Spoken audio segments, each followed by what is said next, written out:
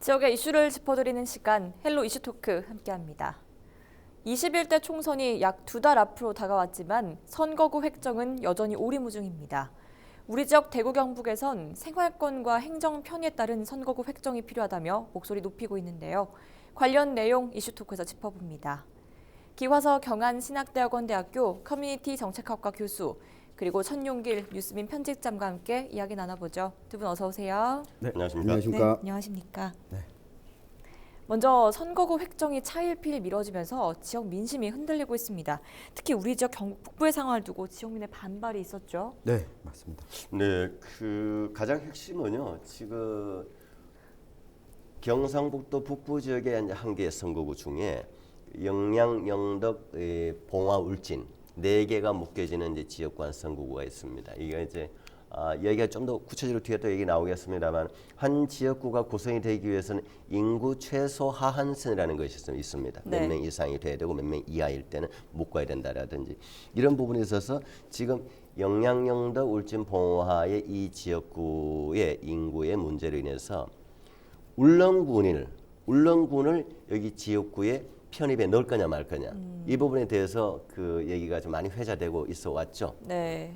그러다 보니까 뭐 시민단체라든지 그 시민운동본부 관련되는 쪽에서 이제 굉장히 이제 뭐 기자회견도 하고 너무 이거 동떨어진 권역을 좀 무는 거 아니냐 이런 이제 반발을 좀 해 왔었습니다.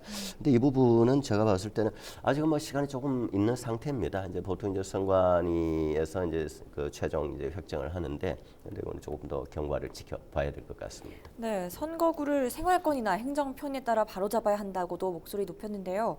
이 부분은 그동안에도 계속 주장해 왔던 부분이죠. 그렇죠. 이제 선거구를 묶는 것은 이제 그 지역의 막 역사, 전통 그리고 생활문화관, 뭐 농촌은 농촌 또 어촌은 어촌 이런 환경적인 부분을 이제 고려해서 이제 지금까지 전반적으로 이렇게 좀 묶어 왔죠. 좀 이 인접 지역을 중심으로 해서. 네. 그러다 보니까 이제 이번에 지금 제가 방금 제가 얘기했던 경북 북부 지역의 한 선거구에 저기 멀리 떨어진 울릉군을 네. 여기에 연결했을 때 편입했을 때 그 주민들 반발은 당연히 있을 수가 있죠. 그리고 그 지역에 당선된 국회의원이 그 지역까지 관할해서 관리를 하거나 또 도움을 주거나 주민의 편의를 또 대변하는 데 있어서는 상당히 또 거리상의 물리적 거리상의 한계가 있을 수는 있죠. 반대는 있을 수밖에 없죠.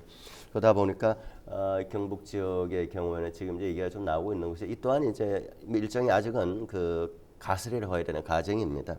이 안동 도청이 안동과 예천 경계 지역이 왔기 때문에 안동 예천을 묶어서 한 선거구 가고 그 다음에 이 상주 문경은 어떻게 보면 또 바로 인접 지역이거든요. 또 네. 같은 생활문화권일 수도 있고 이 지역을 또 좀 묶자. 그리고 또 이제 그 영주를 봉화, 영양, 울진 선거구에 편입을 해서 영주, 영양, 울진, 봉화 이 선거구로 좀 갔으면 좋겠다라고 네. 하는 의견들을 지속적으로 좀 제기를 해놓고 있고 지금도 얘기를 하고 있습니다. 네. 근데 이 부분은 지금 이제 아마 4.15 총선 직전의 마지막 임시국회가 이번 2월 임시국회입니다. 네. 지금 이제 코로나 바이러스 사태가 있기 때문에 이제 뭐 검역법도 좀 개정을 해야 돼서 그야말로 국민 안전과 그리고 민생과 관련이 직결된 법률이기 때문에 이 법률을 개정하기 위해서 임시국회를 하자라고 이제 합의를 했었어요. 그럼 이 개최되는 2월 임시국회에서 이 선거구 부분이 어떻게 결론이 날지 좀 지켜봐야 됩니다. 네. 만약 선거구가 지난 20대 총선 때와 크게 달라지지 않는다면 우리 지역에는 통합 합의 불가피한 지자체들이 있습니다. 그렇습니다. 지금 공직선거법 개정이 됐지만 지역구 의석수는 253석으로 지난 20대 총선과 똑같이 유지를 했거든요. 네. 그런데 왜 우리 지역의 선거구가 조정이 돼야 되냐라고 하는 이유는 지금 헌법재판소가 표의 등가성 문제를 가지고 이 선거구당 하한선과 상한선의 격차를 2대1로 정했습니다. 그러니까 인구가 13만 6천여 명이 하한선인데 이것보다 낮으면 한 선거구를 이룰 수 없도록 했고 또 27만 3천여 명보다 넘어서게 되면 선거구를 분구하도록 했습니다. 그런데 지금 현재 2019년 1월 31일 기준자로 보면 인구 분포상 13만 9천여 명, 실제 선거구를 봤을 때 13만 9천여 명이 하한선이 되고 이 하한선의 2배인 27만 8천여 명이 상한선이 됩니다. 근데 현재 있는 우리 지역에 보면 앞서 기 교수님이 이야기했던 영양, 영덕, 봉화, 울진이 이 하한선에 미달을 하거든요. 지금 이 여야가 어디를 하한선으로 둘 것이냐 놓고도 사실 지금 논쟁이 많은데 전북 김제 부안을 하게 되면 14만 9천여 명이 되고 네. 경기도 동두천과 연천을 하게 되면 14만 900여 명이 하한선이 됩니다. 그렇지만 영양, 영덕, 봉화, 울진은 어느 쪽이 되든 이 하한선에 미달하는 거죠. 네. 때문에 이 영양, 영덕, 봉화, 울진 선거구에 대한 조정은 불가피한 상황이고 여기에 연동해서 그럼 경북 북부 지역의 선거구를 어떻게 조정할 거냐 이 여론들이 계속 나오고 있는 거죠. 네, 그럼 현재 예비 후보자 등록 현황은 어떻습니까? 네, 2월 5일 기준으로 좀 살펴보면 현재 대구와 경북 지역의 예비후보 등록 숫자는 총 233명입니다. 네. 이 가운데 민주당, 더불어민주당이 26명이고요. 자유한국당이 82명입니다. 여기 두 당을 합친 것보다 합친 만큼 등록한 당이 있는데요. 그 허경영 씨가 대표로 있는 국가혁명 배당금당이 네. 103명이 등록했습니다. 네. 이제 선거가 불과 2달 앞으로 다가온 상황에서 선거구 획정 이후를 어떻게 될지 관심을 끌고 있는데요. 선관위 연결해서 잠시 이야기 나눠보겠습니다. 경상북도 선거관리위원회 이민호 공보 담당 전화 연결돼 있습니다. 선거구 획정이 언제쯤 결정될 것으로 보고 있습니까? 예, 중앙선관위 산하 국회의원 선거구 획정위원회는 지난달 10일 회의를 열어 각 정당 의견을 청취했으나 협의점을 찾지 못했습니다. 향후 국회에서 인구 하한선 관련 자료를 통보받는 대로 빠른 시일 내로 선거구 획정안을 마련할 예정입니다. 네, 지난 20대 총선 때도 획정이 늦어졌는데요. 선관위 분위기는 어떤가요? 예, 우리 선거관리위원회는 이번에도 선거구 획정이 늦어질 수 있다는 점을 감안하고 선거와 관련된 인력, 장비, 설비 등을 사전 확보했고 투개표 등 절차 사무를 차분하게 준비하고 있습니다. 네, 최종 획정에 따라 달라지는 점도 있지 않겠습니까? 획정 이후 과정과 달라질 수 있는 부분은 뭔지 말씀해 주시죠. 예, 국회 행정안전위원회에서 시도별 국회의원 정수 등 선거구 획정 기준을 정해서 중앙선관위 선거구 획정위원회에 통보하면 위원회에서는 선거구 획정안을 마련하여 국회의장에게 제출하게 됩니다. 네. 국회의장은 그 안을 특별위원회에 회부하고 이후 법제사법위원회와 본회의를 통해 확정되는 과정이 남아 있습니다. 선거구가 최종 확정되면 선거구가 변경되는 지역의 예비후보자로 등록한 사람들은 출마 지역의 선관위에 선거구 변경 신고를 해야 됩니다. 네, 마지막으로 유권자가 미리 숙지해야 할 점은 없겠습니까? 예, 유권자가 특별히 숙지해야 될 내용은 없습니다. 다만 지역구가 변경되는 지역의 유권자들은 자신의 선거구가 정확하게 어디인지 또 등록된 예비후보자가 누구인지 다시 한번 확인해야 할 것입니다. 네, 말씀 잘 들었습니다. 지금까지 경북 선관위 이민호 공보 담당이었습니다. 이번에는 21대 총선의 풍속은 어떤지도 좀 살펴보죠. 일단 최근 신종 코로나 바이러스 확산 조짐에 영향을 주고 있다는데요. 이 부분은 얼마나 영향이 있습니까? 이 부분을 조금 이제 코로나를 놓고 지금 이걸 또 좀 희화화시킬 수는 없습니다만 네. 2014년도에 그 지방선거가 있었고 그다음 2016년도에 국회의원 선거가 있었거든요. 네. 그 사이 2015년도에 메르스 사태가 있었습니다. 있었다 보니까 선거를 피했죠.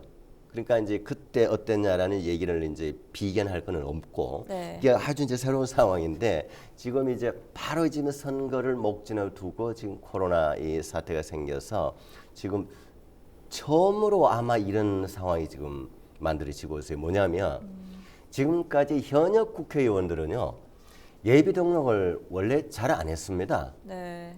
할 필요가 없죠. 현역 의원이니까 그 홍보를 하고 명함 인사를 한다든지 주민들 모임에 가서 인사도 하고 그다음에 또 그 의정 활동 성과 보고회 이런 거 수시로 할 수도 있고요. 활동에 전혀 지장이 없다. 예비 등록을 안 했습니다. 그런 반면에 신규로 이 후보 예비 후보 신규로 정치에 참여하려고 하는 사람 예비 등록 반드시 해야 되죠. 법적으로 왜냐? 그래야 명함도 돌릴 수 있고 게리도 두르고 그다음에 선거사무소도 열고 그리고 거기에 또 이제 현판식도 할 수가 있고 선거사무소 개소식도 하고 이렇게 하죠. 현역은 그렇게 하지 않았는데 이번 코로나 사태로 인해서 첫째 사람들이 모이질 않잖아요 지금. 뭐 개별적 1대1로 만나도 지금 악수도 지금 꺼리는 상황이니까. 네. 그러니까 이대로 가다가는 그야말로 주민들 대면 접촉이 정말 어려워지겠다 해서 지금 최근에 급격히 지금 현역 의원들도 예비 등록을 하는 추세입니다. 그러다 네. 보니까 아까 우리 청 기자께서 얘기해 주셨죠. 전체 이제 예비 후보 인원 그 안에는 현역 의원도 조금씩 숫자가 좀 늘어나고 있는 상황일 겁니다. 아마. 맞습니다. 더 또 급히 늘어날 겁니다. 아마 네. 빠른 시간 내에. 그야말로 또 그 다음에 또 이제 각 중앙당 뭐 더불어민주당이 됐든 자유한국당이 됐든 각 당의 중앙당 차원에서 이제 공천 관리 일정이 이미 시작됐거든요. 그래서 아마 전화 한두 번은 받아보지 않으셨나 싶은데 우리 전부 다 네. 그 중앙당에서 오는 네. 여론조사 기관에 의뢰해서 그 지역의 현역 의원이라든지 새로 예비 등록한 사람들 후보 적합도라든지 인지도 같은 거 조사하는 뭐 연일 지금 전화 뭐 저도 여러 통 받았는데 이런 공천 관리 일정이 진행이 되다 보니까 현역 의원들도 긴장할 수밖에 없는 거죠. 네. 이런 상황들입니다. 네, 더욱이 선거 운동 형태도 달라지고 있습니다. 특히 온라인 선거 운동에 열을 올리고 있죠. 맞습니다. 이 신종 코로나 바이러스 때문에 이 당원들을 동원하는 행사는 하지 마라. 네. 그리고 이 악수하는 행위도 하지 말고 대신에 이게 뭐 소나트를 네. 해라는 등의 그 지침들이 중앙당에서 내려오고 있는데요. 이 또한 이 신종 코로나 바이러스가 낳은 이 풍속이 아닐까 싶은데 네. 대면에서 선거운동을 하는 대신에 온라인 선거운동을 좀 전환하는 추세거든요. 네. 대부분 예비 후보들이 출퇴근길 인사 정도만 하고 나머지는 캠프 인력도 상당 부분 SNS에 집중해서 영상을 촬영하고 중계를 한다든가 하는 방식으로 선거운동을 대체하고 있는데요. 또 안동이나 뭐 대구 수성을 부굴 중남구 지역 같은 경우에는 과거 이제 방송됐던 영상을 본인의 유튜브나 온라인 플랫폼에 올리는 방식으로 선거운동을 대체하고 있습니다. 네. 이렇게 동영상 중심의 선거운동이 확산되다 보니까 일종의 광고비도 받는 이 선거운동 하는 데 있어서 관리하는 데 있어서도 신경 써야 될 부분이 조금은 달라진 상황이 됐다. 이렇게 말씀드릴 수 있겠습니다. 네. 또 그 사이에 불법 선거라든지 공직선거법 위반 사례도 있었는데요. 이 내용도 좀 짚어주시죠. 네, 몇 건 있었습니다. 앞으로 더 늘어날 개연성은 충분히 있는 거죠. 그 경주의 경우는 경주시의 한 시의원, 뭐 국회의원은 아닌데 시의원이 본인 지역구의 경로당에 이제 기부금품을 전달을 했는데 본인 얘기는 이제 그 경로당 보통 그 운영을 하다 보면 경로당 안에 이제 회장도 있고 총무도 계세요. 보통 보면은 네. 이제 회장이 이제 요구를 해서 지역의 시의원이다 보니까 이제 거부를 뭐 못했다고는 생각이 됩니다. 어쨌든 이제 이 법률 위반의 혐의가 있는 상황에 이제 경주선관위가 이제 대구지방경찰 검찰청 경주지청에 네. 지금 이제 고발을 해놓고 있는 상태고 뭐 이런 경우에는요 이번 선거가 국회의원 선거입니다. 지방선거는 아니지만 그러나 네. 이 시의원도 이제 자기 관리 차원에서 그리고 또 이제 시의원의 공천은 또 지역구 국회의원과는 굉장히 또 연관성을 가져요. 그러니까 일종의 그 선거 활동 연장선상으로 봐야 되죠. 그다음 또 대구의 경산의 경우에는 여기는 국회의원 입후보 아마 예비 등록을 했던 분입니다. 맞습니다. 했던 분인데 이야기만 하면 다 알 정도의 의사분으로 알고 있는데 이제 병원에서 그 오는 지금 분들한테 이제 그 진료비를 받지 않고 네. 그 이제 입당 원서를 받는 조건으로 이 치료를 해줬다. 뭐 이런 이제 혐의에 의해서 조사가 지금 진행이 되고 있는데 이건 뭐 결과는 지켜봐야 될 것 같습니다. 그리고 또 이 선거 때 되면 기본적으로 이제 검찰청, 경찰청 각 조직 단위로 이 태스크포스를 구성을 합니다. 이제 선거 범죄 단속을 위해서 아마 이 부분 또 뭐 이미 시작이 됐고 뭐 지속적으로 모니터링을 하고 단속을 하고 있을 겁니다. 네. 선거에 영향을 주는 여론조사에 대해서도 엄중한 조치가 내려졌죠. 최근 발생한 불법 여론조사 관련 내용도 좀 정리해 주시죠. 네, 대구광역시 선거 여론조사 심의위원회가 이 국회의원 선거 입후보 예정자의 의뢰를 받아서 여론조사를 실시하고도 이게 공표 보도를 하지 않고 이의 목적으로 휴대전화 가상번호를 사용한 혐의가 있는 여론조사 기관과 이 관계자를 검찰에 고발을 했는데요. 네. 그러니까 이 가상번호를 사용하려면 여론조사로 공표할 목적을 가지고 사용해야 되거든요. 근데 이렇게 사용한 이유는 해당 후보자의 선거운동 용도로 사용했기 때문에 이게 불법으로 고발이 된 거고요. 네. 또 다른 이 선거 여론조사 기관의 경우에도 최근 들어서 계속 주의 조치나 이 제재 조치를 받고 있는데 아무래도 여론조사가 이 불특정 다수의 시민들에게 이름을 알릴 수 있는 만큼 이런 오남용 그리고 불법적인 여론조사 근절을 위해서 이 여론조사 심의위원회도 계속해서 이 단속 활동을 벌이고 있다는 점 말씀드리겠습니다. 네. 한편으로는 총선만큼 관심을 끌고 있는 것이 TK 재보궐 선거가 아닐까 싶습니다. 분위기는 어떻습니까? 네.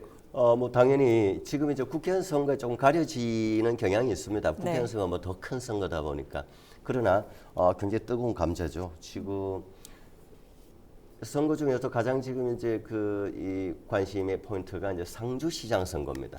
상주시장이 지금 공석이거든요. 이제 재보궐 선거를 해야 됩니다. 그러다 보니까 뭐 상주에서는 어떻게 보면은 지역구 국회의원 선거와 또 시장 이것이 뭐 그 의원 선거 정도라면 또 좀 다를 수가 있는데 상주시장 시군 단위의 그 수장을 뽑는 시장 선거는 국회의원 선거만큼 뜨겁습니다. 그 상주는 지금 굉장히 좀 달아올라 있죠. 네. 이 외에 2018년도 지방선거 때에 대구시장 후보를 뽑기 위해서 자유한국당 안에서 당내 경선을 하잖아요.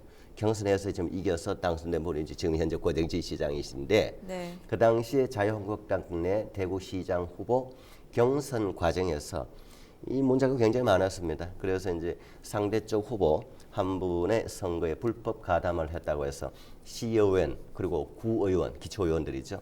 이 여러 명이 그 벌금형을 선고받고 이미 이제 그 효력을 상실했죠. 그러다 보니까 그 시의원, 구의원들의 또 재보궐선거도 동시에 치러집니다. 네. 이런 것이 이제 대구 경북 전체적으로 한 13군데 정도 되다 보니까 지금 그야말로 이 링이 한 3개 정도 만들어있다 보면 됩니다. 국회의원 선거 아주 큰 링이 있고 그다음 이제 시장, 지방선거와 준하는 시장을 뽑는 선거, 그다음 시의원, 구의원, 기초의원 선거를 또 뽑는 재선거를 하는 한 3개 정도의 선거판이 벌어져 있다고 보면 됩니다. 네. 이렇게 선거 분위기가 이전과는 달라지고 있고 무엇보다 선거구 획정이 관건입니다. 획정 전 과제는 뭐가 남아있고 획정 이후 분위기는 어떻게 예측하시는지 두 분 최종 의견 덧붙여 주시죠. 네, 그 지금 경북 북부권의 선거구 획정 문제가 지금 화두에 올라와 있는데 무엇보다도 지역 주민들 그리고 생활권에 일치시키는 선거구 획정이 중요해 보이고요. 네. 역대 선거구 획정 시기를 보면 총선 40일에서 50일 전 사이에 획정이 됐습니다. 이걸 역추산해 보면 늦어도 3월 초, 빠르면 2월 내에 선거구 획정이 될 거거든요. 이 시민 의견 청취를 좀 잘 해주셨으면 좋겠고요. 그리고 앞서 기 교수님께서 말씀하셨지만 대구 동구 을 지역에 선거구가 상당히 국회의원 선거 말고도 시의원 선거 2곳, 이 구의원 선거 2곳이 함께 치러집니다. 게다가 여기가 유승민 새로운 보수당 보수재건위원장의 지역구거든요. 이 보수 통합까지도 이 지역 선거에 아주 큰 영향을 미칠 수 있는 만큼 이 보수 정당들 간의 합종 연행이 어떻게 이루어지는가가 이번 선거 특히 우리 지역에서 좀 관심사가 되지 않을까 싶습니다. 네. 네, 획정 관련해서 우리 청자께서만 정확하게 이렇게 얘기를 해주셔서 저는 이제 덧붙여서 지금 이제 선거가 동시에 이루어지는 지역구에는 저 시민들께서 시도민께서 관심을 좀 더 깊이 가져야 될 겁니다. 국회의원 선거. 그다음에 시장 선거, 그다음에 시의원, 구의원, 기초의원 선거 3개 동시에 이루어지기 때문에 여기에 그 차이점을 잘 좀 판단해서 투표를 하셨으면 좋겠습니다. 네, 두 분 최종 의견 잘 들었습니다. 헬로 이슈토크 이 시간에는 선거구 획정 전 대구 경북의 상황을 짚어봤고요. 함께해 주신 두 분 오늘 말씀 고맙습니다. 네, 고맙습니다. 맞습니다. 네, 수고했습니다.